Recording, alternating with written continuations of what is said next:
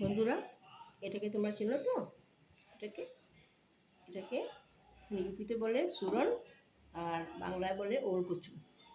আমি আজকে এটার নতুন করে প্রসেস বানাবো, কিমা বানাবো। ঘষে নিয়ে একটা কিমা বানাবো আলু দিয়ে।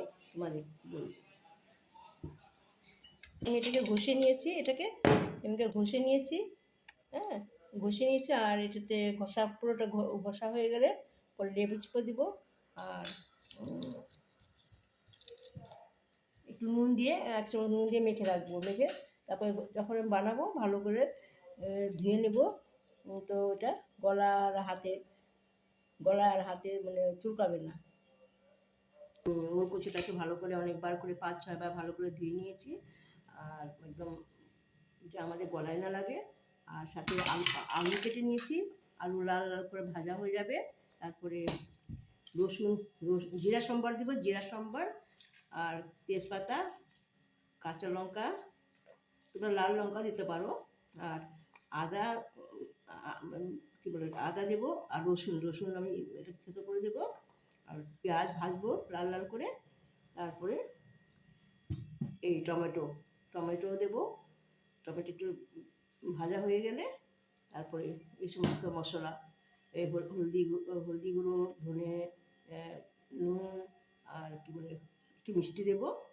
তারপরে যখন আমাদের এটা সব ভালো মতো হয়ে যাবে, তারপরে লাস্টে এই গরম মশলা দেবো আর ঘি দিয়ে নামিয়ে নেব।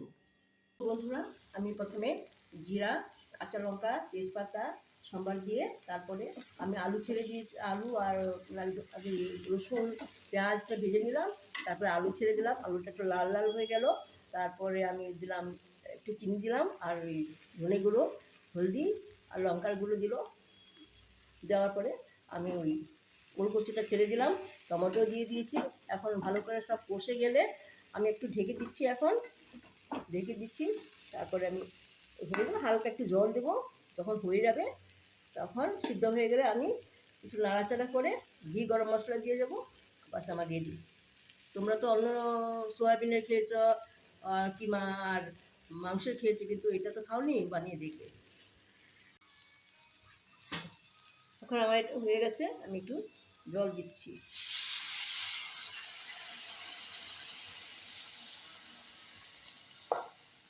এটা আলুটা সিদ্ধ হয়ে যাবে ভালো করে, সব সিদ্ধ হয়ে যাবে।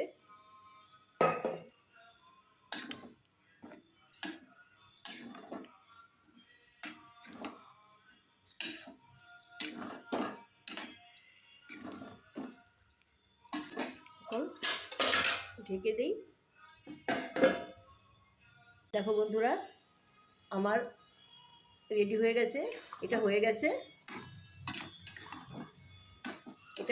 আলু সিদ্ধ হয়ে গেছে সব। আর এখন আমি এটাতে দিব ঘি দিচ্ছি।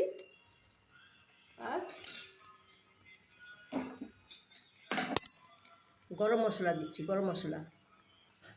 এখন বাসনে নামিয়ে তোমাদের দেখাচ্ছি।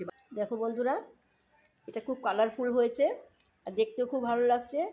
আর তোমরাও কোনো সময় বানিয়ে দেখবে, ট্রাই করবে।